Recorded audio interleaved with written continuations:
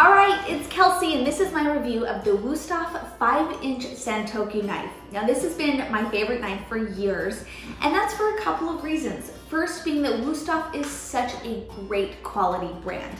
There's a couple of known brands when it comes to knives, and this is certainly one of them. They're a great German knife brand, and they make a fantastic product.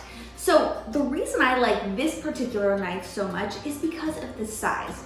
Now I tend to have very small hands, and so a 5-inch blade, which is a bit shorter than a traditional chef's knife, is a really good fit for me. It feels best in my hand, the weight distribution is great, and so this is the knife I tend to reach for most often. Now, when people ask me, which is a common question I get, what kind of knife should I invest in?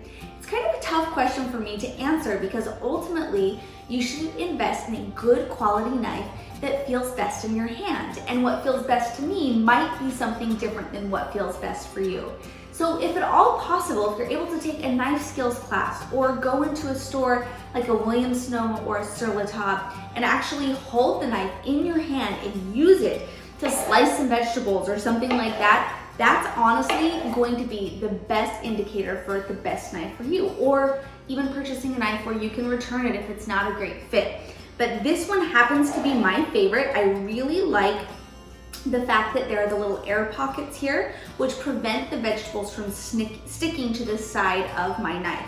So this has been my favorite for a couple of years. I love it so much. It is gonna last you forever, especially if you maintain it and keep it sharp. Keep in mind that a sharp knife is a lot safer than a dull knife, so the sharper, the better. I really like the weight distribution and how it feels in my hand.